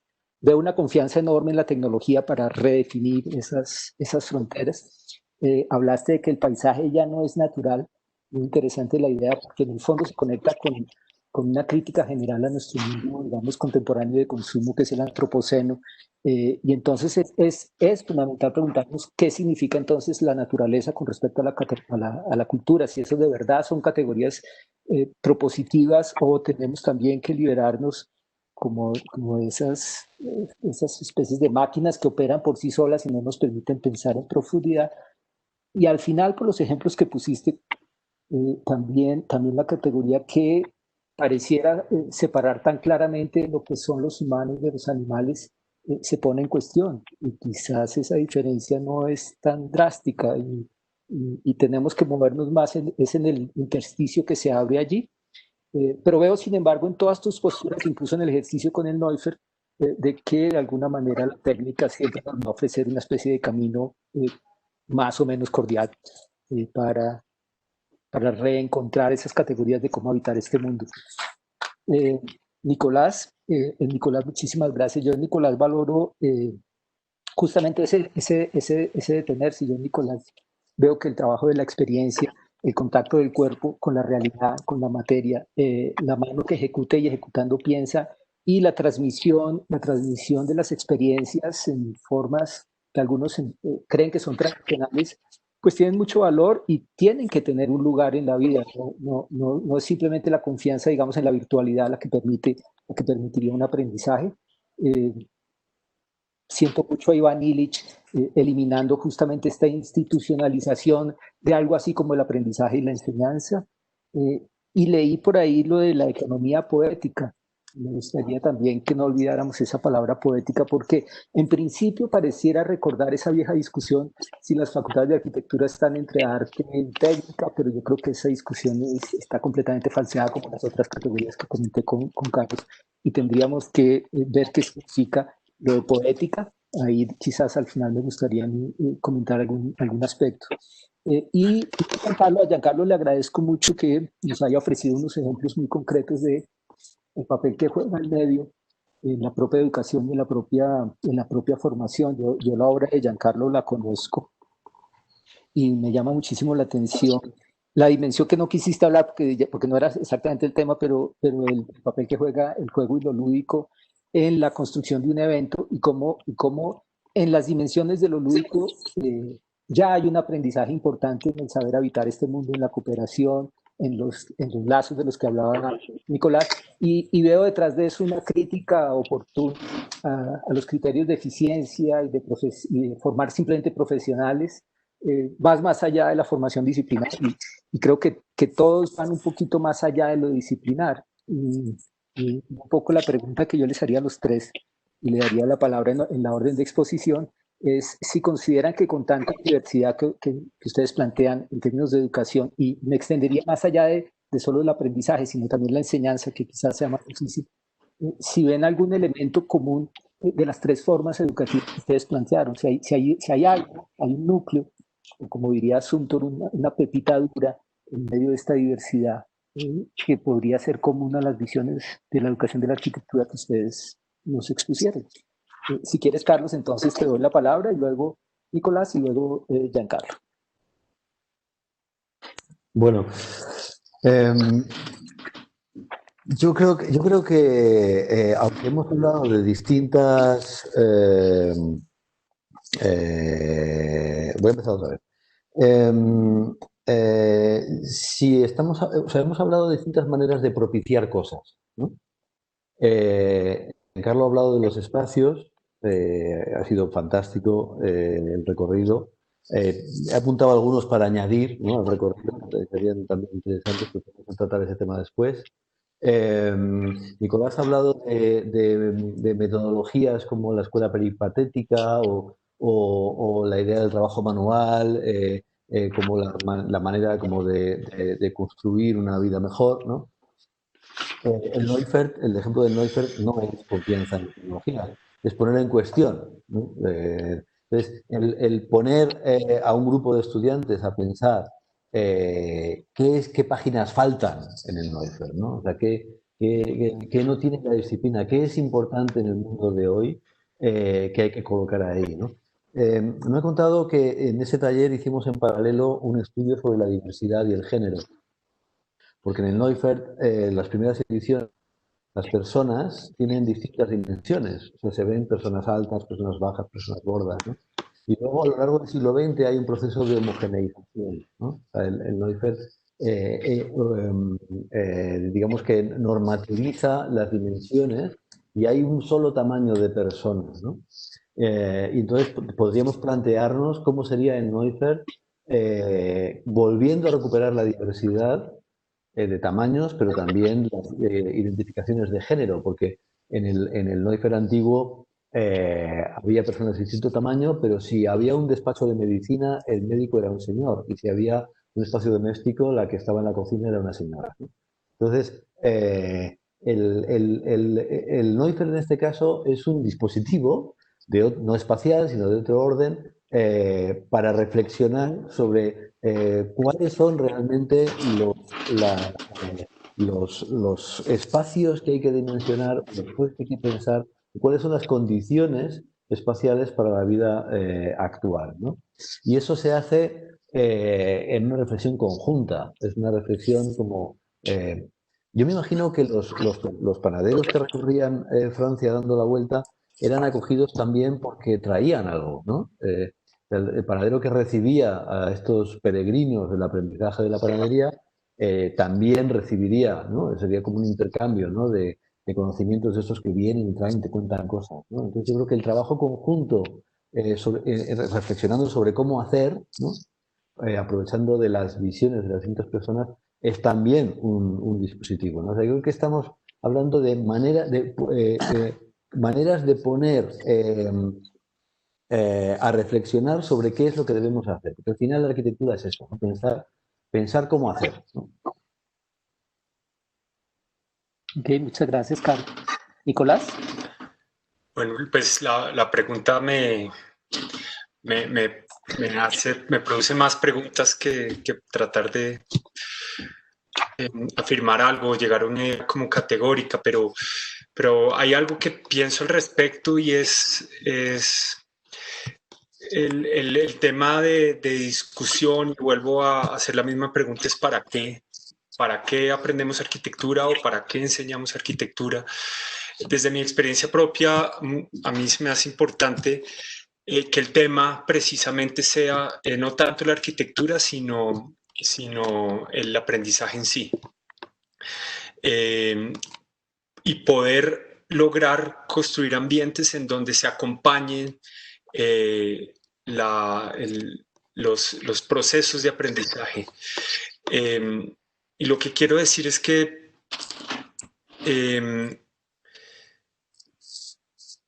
aquello, y tomando un poco la idea de Fabio, yo creo que lo poético no es algo que no es el resultado de un proceso de pensamiento, sino lo poético es aquello que se puede replicar. Entonces, si se entiende el ejercicio del aprendizaje de la arquitectura y la enseñanza como algo que busca que sea replicado y que no produzca objetos de valor, sino que sean como unas actitudes que se puedan replicar en el tiempo de diferentes formas, pues yo creo que ahí podría estar el éxito. Y a lo que voy con este día es que para mí el punto de discusión debe ser si estamos en una facultad de arquitectura, hablar sobre la educación, no sobre cómo se proyecta o cómo se diseña arquitectura. Eso empieza a ser como una herramienta. Entonces, poder reconocer las diferentes estructuras mentales, diferentes tipos de percepción para ponerlas en diálogo y construir estos ambientes de experimentación, creo que podría ser algo muy poderoso, y entender los procesos de aprendizaje no como un proceso que se va a verificar, sino como el inicio de una experiencia. Entonces, desde ese orden, desde ese punto de vista, para mí, el tiempo compartido, el espacio en el que estamos aprendiendo y los lugares en los cuales interactuamos implican relaciones invisibles. Y tienen y pueden llegar a tener la capacidad de producir diferentes códigos, de multiplicar y limitar lo que pasa alrededor. Entonces, el aprendizaje de la arquitectura es una oportunidad para abrir diálogos e intercambios, no para llegar a resultados. Entonces, ahí creo que se vuelve como una herramienta pedagógica el hecho de tratar de entender no solamente el espacio del aprendizaje como una herramienta, sino el experimento mental y la confrontación. Y todo esto lo quiero complementar con una idea que a mí me gusta, que es como un tipo de currículo, la idea del currículum invisible o el currículum oculto, que son aquellos momentos no institucionalizados del programa de estudios que suceden sobre todo cuando no estamos en el horario, en los momentos de comunicación bajo la dirección de un profesor, podría decirse, sino son aquellos momentos no institucionalizados en donde realmente ponemos y verificamos eso que sucedió tal vez en la cátedra, y son esos momentos en los cuales desarrollamos habilidades sociales, interacción de diferentes formas, donde estamos negociando todo el tiempo y donde estamos tratando de entrar en diálogo con lo que no sabemos. Entonces, me gustaría pensar que bajo esta idea del currículum oculto, me gustaría imaginarme como estos procesos de aprendizaje como un tipo de currículum oculto, una aula invertida, donde cuando los estudiantes se encuentran con sus profesores es el lugar para confrontar lo que encontraron por fuera, lo que está oculto y lo que no es muchas veces fácil comunicar, pero entonces la Facultad de Arquitectura se vuelve, o el proceso de aprendizaje de la arquitectura se vuelve un lugar en que nos confrontamos y en el cual hacemos experimentos mentales. Esto es como lo que pienso. Yo creo que a lo que quiero llegar es que me gustaría pensar que la estrategia es invertir el proceso y pensar que el aprendizaje de la arquitectura es una discusión sobre cómo aprendemos, no sobre cómo proyectamos. Perfecto. Muchas gracias, Nicolás. Giancarlo. Sí, a ver, con la pregunta, que hay puntos en común que se van cruzando unas cosas y otras menos y más, pero para mí lo importante en este proceso es realmente la construcción de la actitud, la construcción de cómo construir y relacionar vínculos cuando pensamos en cualquier tipo de aprendizaje, porque saquémoslo del contexto arquitectónico. Finalmente, hay maneras específicas de pensar y hacer en la arquitectura que pueden ser diferentes a otros oficios, entre comillas, o otras maneras de hacer. Pero realmente la actitud tiene que ver con esa actitud creativa e innovadora. Algo que permite que yo pueda encontrar en el mundo cosas para relacionarme de una manera mucho más enriquecer cada cosa que hago a través de ese experimento, de esa especie de vagar en el mundo a través de jugar, tocar, manipular. Ahí hay un acto de creación constante y una condición que a mí me parece bien bonita. Yo definiría todo lo que hemos hablado sobre el aprendizaje en una cosa que yo llamo la experiencia vital para aprender a aprender. La experiencia vital de construir la vida para aprender a aprender. Y cuando hablamos de aprender a aprender, lo que estamos haciendo no es más que construir pensamiento, construir cultura, situarnos en el mundo y construir relaciones con los demás, eso que llama Nicolás relaciones invisibles, ¿sí? Cómo ser capaces de ir construyendo redes invisibles que permitan la construcción de comunidades, la construcción de relaciones, palabra que no le gusta a Nicolás, por cierto, la palabra comunidad, que me acabo de acordar, pero cómo ser capaces de construir esa relación de aprender, de experiencia vital para aprender a aprender. Y yo ahí reafirmo una cosa importante que creo cada vez más, y lo tiene que ver con un libro que me interesa mucho, que es La utilidad de lo inútil de Lucio Ordine, sobre la necesidad de la construcción de saberes inútiles, que llama Lucio Ordine, la importancia de todos aquellos saberes que posiblemente no son operativos, porque el mundo nuestro se ha ido girando a que todo tiene que ser eficaz, productivo. La misma arquitectura no es más que el diagrama de un mecanismo eficaz y el profesor termina uno rajándolo, porque la palabra peor que podía existir en una facultad de arquitectura es que el proyecto no funciona. No funciona para qué, no funciona desde qué perspectiva, de la eficacia, de la conectividad, de la productividad, pero que posiblemente sirva para la construcción de un mundo más poético, de unas relaciones diferentes, y por eso aparece esa idea de juego y demás. Entonces, creo que es necesario retomar en los procesos de construcción de mundo, con los estudiantes, esa idea de experiencia vital para aprender, la necesidad de la teoría, de los saberes inútiles, la poesía, la filosofía. No tiene ningún sentido generar simplemente chicos que salgan a la vida a ser ganadores, a ser los más productivos o los más exitosos. Yo creo que es necesario entender que además el placer de aprender implica construir una cantidad de cosas que no tienen que ver con el éxito, que no tienen que ver con la producción económica, que tienen que ver con la manera en que nos situamos y nos relacionamos con el mundo. Yo creo que ese es uno de los temas importantes. Yo, de mi experiencia americana y de mi experiencia europea en el aprendizaje, veo temas completamente diferentes. Unas sociedades, unos más enfocados a ser operativos, rápidos, eficaces, a construir pensamiento de una manera productiva, o a construir pensamiento de una manera mucho más amplia, que además permanece en el tiempo. Yo creo que la discusión sobre la importancia del repensar la manera en que se está enseñando en nuestras universidades no puede seguir siendo solamente un mecanismo para el éxito. Tiene que ser un mecanismo para la construcción social y para la construcción realmente que vaya mucho más allá de cultura y de algo. Carlos decía una palabra que en toda la vida se me quedó. Hay muchos que tienen que hacer esas, ¿cómo eran las tesis?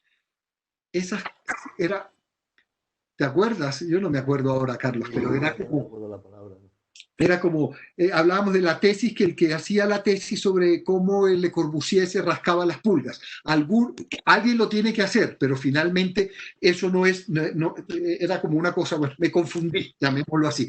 Pero vuelvo a mi punto. La experiencia vital para aprender a aprender creo que es el tema fundamental de esto. Y eso tiene que ver con los saberes que Lucio Ordine llaman los saberes inútiles. El placer de aprender, el placer de estudiar, el placer de hacer las cosas. Y de hacer las cosas, cuando hablo bien, no es que sean las mejores, el placer de hacer las cosas con el cariño y el entusiasmo, que es una palabra fundamental para el oficio de la arquitectura. El entusiasmo es fundamental. Creo que no hablo más ahí. Yo quiero anotar algo, y es... Claro, Nicolás. Para mí estamos hablando como de ser creativos. A mí me gustaría poner sobre la mesa y preguntar qué es ser creativo. Por un lado, y por el otro, a mí yo creo que vuelvo a la idea como de la confianza y que el tema mejor dicho, no pensar que la arquitectura es no sé si esto puede ser como muy extraño, pero pues lo voy a plantear un poco sin miedo, y es que la arquitectura se vuelve más como una herramienta de pensamiento. Y por ejemplo, Carlos estaba hablando como el dibujo. A mí me gusta entender el dibujo como una herramienta para proyectar ideas, pero sobre todo me interesa más el entender el dibujo como desde el acto. Desde el acto de dibujar es lo que me interesa, porque es algo que se vuelve una extensión como de lo que yo estoy descubriendo sobre mí, y cómo lo voy proyectando poco a poco a partir del error. Entonces, yo insisto como en la idea que la arquitectura no se vuelva el fin ni que se aprende arquitectura para la arquitectura, sino utilizar y entender la arquitectura como una herramienta que me pueda ayudar a encontrar nuevas formas de estar juntos y que me pueda ayudar a volverse una extensión como de mis actitudes o de las actitudes que quiero desarrollar. Bueno, y cito como a los anarquistas, como ciudadano, ¿no? Entonces, poder entender que la arquitectura me puede ayudar como un sistema de pensamiento que me ayuda a proyectarme y a empezar a probar y a experimentar y a hacer experimentos mentales. Sí, Nicolás, yo creo que ahí hay un tema bien interesante, es que habría que definir la palabra, lo que nosotros llamamos espacio, para entender eso que usted está diciendo, porque a nosotros nos enseñaron en la universidad que el espacio era una condición formada por materia, que era una cosa un poco vasta. Estoy buscando una definición que teníamos aquí hace tiempo, creo que compartimos, pero el espacio no es esa condición vasta, abstracta entre materia y espacio, es todos los agentes que lo componen, y los agentes tienen que ver con todo lo que usted está diciendo, la manera de construir redes, de que no solamente lo humano construye la condición del espacio. Y hay un componente ahí bonito, y es también para quién proyectamos, ¿no? O para quién diseñamos. Y no solamente al entender cómo los diferentes agentes del proceso constructivo, no solamente desde lo humano, sino también desde y no solamente desde lo animal, que puede ser como una idea como muy de moda ahora, pero cómo se puede proyectar también o pensar arquitectura para las personas que las van a construir, por ejemplo. Y entonces a lo que voy es, con este comentario, a ver si trato de si puedo hilar las ideas bien. Yo creo que un proceso de aprendizaje de arquitectura está dado por pequeñas conquistas. Está dado por pequeños tropiezos y no por grandes logros ni por obras terminadas, sino que entender la arquitectura como un proceso de construcción lento que se va adecuando a diferentes vectores, como hablaba yo en el dibujo que les presenté, como de entenderme como un organismo, en donde mínimo están confluyendo para que yo exista 7 vectores diferentes a mi cuerpo. Eso es como una idea que tengo, pero pensar que no la arquitectura desde lo monumental, sino desde cómo podemos ir transformando esos espacios en lugares y cuáles son los elementos arquitectónicos que constituyen los lugares. Y entonces eso para mí es muy importante y muy emocionante, pensar que yo estoy haciendo arquitectura para constituir lugares. Y estoy hablando de elementos, vuelvo a la idea de pequeñas conquistas, como el rastro, los cambios de la incidencia de la luz, el rumor, el tiempo compartido, la oxidación, pequeños fenómenos que van transformando nuestra percepción y la forma como convertimos a partir de nuestros hábitos, cómo convertimos los espacios en habitaciones. Si me permite, voy a intervenir en tanto que mediador para darle la palabra a Carlos, que me la acaba de... y luego sintetizar y finalizar. Dale, Carlos. Yo quería introducir aquí, que creo que encaja otro ejemplo de escuela de arquitectura a la magnífica de Giancarlo, que es la escuela de Bath de Allison y Peter Schnitzen, donde el mayor esfuerzo que hacen de pensamiento y de trabajo es en los pasillos, en las vías de comunicación, ¿no? Ahí recogen la idea de su amigo Hermann Hertzberger, que dice que en un espacio para la educación, en las circulaciones, tiene que haber siempre un lugar para sentarte, porque te sientas a esperar a algo y entonces te cruzas con alguien, y es en esos encuentros fortuitos, en esas pausas, en ese caminar juntos hacia un lado y parar en un remanso de tranquilidad que hay en el flujo, o sea, en lugar de un flujo eficaz de personas por un pasillo, hay como remansos donde te paras, y es en esa charla fortuita donde puedes encontrar la idea en la conversación que no habrías encontrado nunca en un espacio formal, ¿no? Entonces, enlaza con esas pequeñas conquistas, con esos lugares singulares, con esos pequeños espacios y enlaza con el azar, ¿no? La idea de azar, de encuentro como generadora de conocimiento y la idea de que haya un espacio que esté pensado para posibilitar o para, no sé cuál es la palabra que utilizas, Giancarlo, propiciar ese encuentro fortuito. Y Muy bien, Carlos, gracias. justo eso es el currículum oculto. En teoría pedagógica, el currículum oculto sobre todo sucede en los pasillos.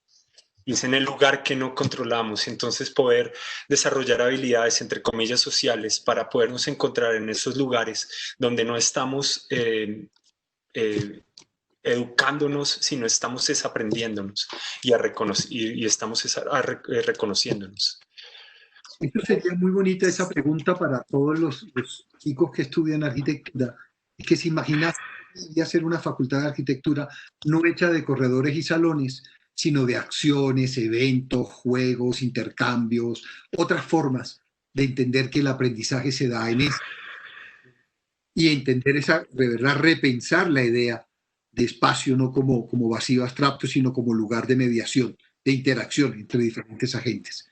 Pero eso es muy divertido que hiciéramos pequeños dibujos o historias de cómo es un espacio, un espacio donde se da o se aprende arquitectura, entre comillas, que no solo se da ahí, se da en todo. La arquitectura se aprende en cualquier acto, caso o situación, pero me parece bien emocionante repensar esa idea de espacio para el aprendizaje. Yo creo que cada estudiante... ¿Me permiten retomar la autoridad del mediador? Sí, tome su autoridad, Fabio, que además... Muchísimas gracias. No, me encantaría dejarlos infinitamente conversando, pero yo tengo la impresión de que había un límite de tiempo a las 3:30. Sin embargo, hay dos pequeñas preguntas que voy a comentar ahora de las personas que están asistiendo, pero me gustaría no quedarme sin responder a la pregunta de Nicolás de qué se entiende por creativo. Yo pienso que todo acto creativo es desde siempre una recreación de algo, es un rememorar de algo. Y en esa medida tiene esa circularidad de la que usted habla cuando habla de tradición. Hay una serie de términos que han salido, no tan explícitos, pero han salido. Uno de ellos es la crítica al espacio y quizás también a la forma arquitectónica definida solo desde la espacialidad. Muchos de ustedes han hablado desde acontecimiento, de evento, no de espacio, sino de lugar. Recuerdo un texto de Jean-Luc Nancy sobre las pinturas rupestres de Chauvet, donde Nancy dice que esa pared no es un tema espacial, sino que la pared ya es un lugar. Y pienso que por ahí van las cosas y se conecta con una pregunta que hace Valeria Páez, en donde justamente dice que si no se van a producir finalmente espacialidades y formas en la enseñanza, ¿cómo se aprende sin objeto? Les dejo la cuestión. Les menciona una otra pregunta que hace Jorge González de cómo sería la relación, estos escenarios de enseñanza para tener una relación con la sociedad en general, con una participación más inclusiva de la sociedad. Yo con respecto a ese punto creo que una de las consideraciones generales que ha producido, no la pandemia la ha hecho visible, es que por sociedad no podemos seguirnos restringiendo a la sociedad humana, que ese es uno de los enormes problemas y quizás tenemos que ampliar esa concepción de lo social a todas las formas de vida. Y quiero, no sé si concluir porque no me han dado instrucciones, pero estas palabras que he visto que aparecen, y quiero ver ustedes qué opinan, han sido el manejo de ciertas distancias, la habilidad que un arquitecto debe tener en dimensionar, decía concretamente Carlos, visibilizar y dimensionar son formas de alguna manera de dar medidas. Nicolás hace referencia a la experiencia concreta del cuerpo y por lo tanto a la autobiografía. A mí eso me recuerda mucho a Aldo Rossi, me recuerda también mucho a Zumthor, la insistencia de Zumthor en el valor que tiene nuestra propia experiencia al habitar los lugares, en la infancia y habitar la ciudad, como ahí ya hay un aprendizaje importante sobre la arquitectura y el papel que juega la mano en contacto con esas diferentes manufacturas. Y con respecto a la confianza, que también mencionó Nicolás, la confianza, uno normalmente dice, tejer la confianza, ¿no? Es establecer una serie de tejidos de las relaciones, y el origen etimológico de la palabra tejido es la técnica. Pienso que Carlos también en ese punto está hablando quizás de un tejido más virtual y no tan concreto como el que habla Nicolás, y pienso también que las relaciones del juego, Giancarlo también está hablando de ese tipo de tejidos, y no podemos olvidar el origen textil de la arquitectura. Con respecto digamos, a la operación de la mediación, la palabra de ser moderador, la raíz es med, que quiere decir la medida, digamos, la medida más amable. Por eso un médico tiene la raíz med, porque un médico es el que establece la buena convivencia entre la vida y la muerte, que a todos nos tocan las dos, pero quizás el médico lo que hace es que este matrimonio no sea tan difícil como puede llegar a hacerlo.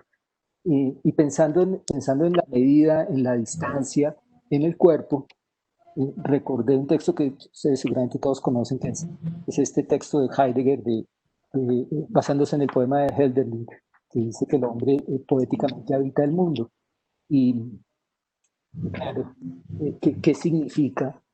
Realmente ese poema de Hölderlin lo dice que si nos la pasamos haciendo versitos vamos a habitar mejor el mundo.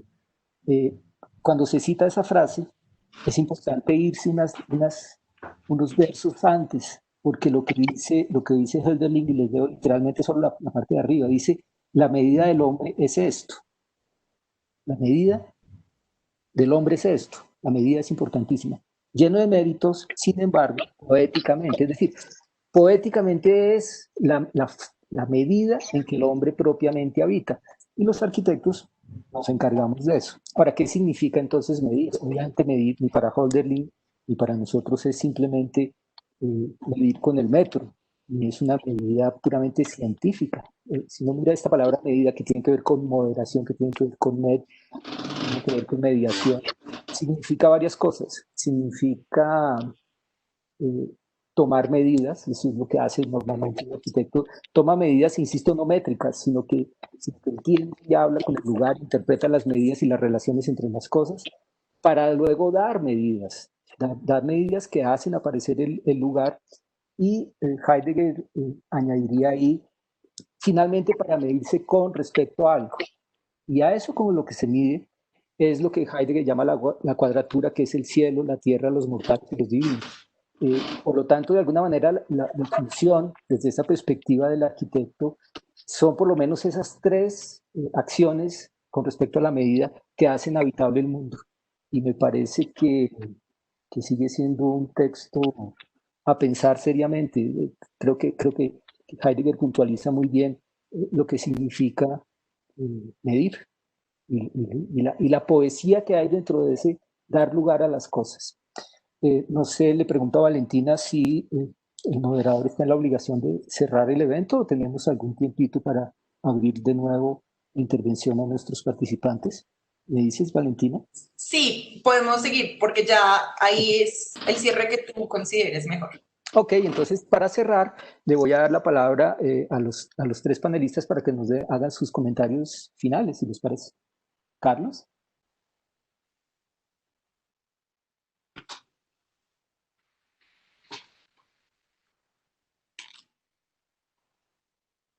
No te estamos escuchando, Carlos. Tienes que poner tu micrófono. Ya. Sí, no, yo lo veía bien cerrado con el tema de la medida. Pero por otra parte, teniendo entonces la oportunidad de decir lo contrario, que es lo que me gusta a mí normalmente hacer, yo creo que las palabras terminan por significar lo que queramos decir con ellas. Por eso van cambiando por eso la raíz med termina significando médico. Entonces decimos médico y estamos viendo la bata blanca, ¿no?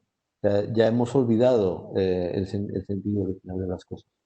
Y cuando construimos un significado nuevo para una palabra, que lo hacemos frecuentemente por error, ¿no? O sea, por no conocer la raíz, cuando conseguimos que una palabra signifique lo que queremos decir con ella, estamos haciendo un acto de creación del lenguaje y de significado que es el origen de la palabra poeta, ¿no? O sea, el poeta es quien crea un mundo nuevo con una palabra.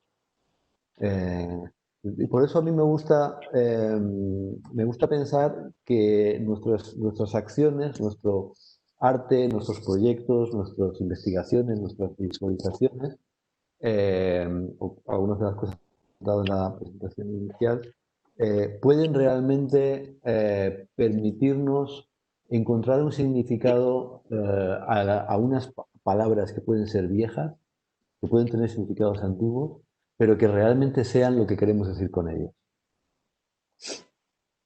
Perfecto, Carlos, muchas gracias. Nicolás, cuéntanos.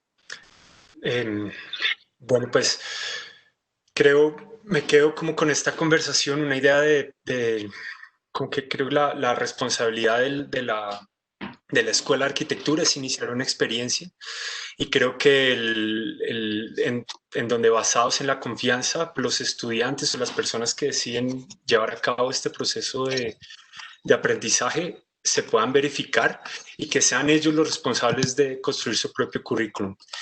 Digo yo que la educación, y para mí es el tema que debería tratar la enseñanza, o sea, ¿para qué? El para qué, vuelvo a lo mismo, me gusta pensar que la educación es la única red social sostenible. Si podemos desde especular y hacer experimentos mentales y poder encontrar diferentes formas de hacer las cosas a partir de la demostración, de la confianza y creando vínculos que nos sorprendan, yo creo que el proyecto arquitectónico surge y se va construyendo lentamente. Entonces es entender que el proceso de aprendizaje, vuelvo y digo, es algo que sucede lentamente y está lleno de pequeñas conquistas y no de aciertos. Y insisto mucho en esta idea de la red social sostenible porque creo que lo que se construye desde el rumor, desde la confrontación, desde el diálogo, es lo que realmente perdura y es como un monumento intangible que realmente empieza a afectar la forma como nos vemos y cómo nos empezamos a encontrar con otros, por un lado, y por el otro, pues me gustaría también hablar sobre qué es ser creativo, ¿no? Y yo creo que ser creativo es, pues además de lo que dijo Fabio, que me emocionó, pero pues ser creativo es aprender a ser curioso. Es empezar a hacer como conexiones inesperadas que simplemente me ayuden, o no simplemente, sino que me ayuden a intentar hablar sobre aquello que no sé.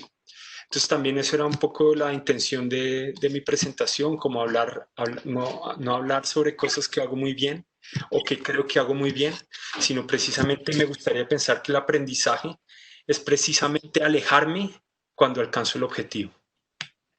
Precisamente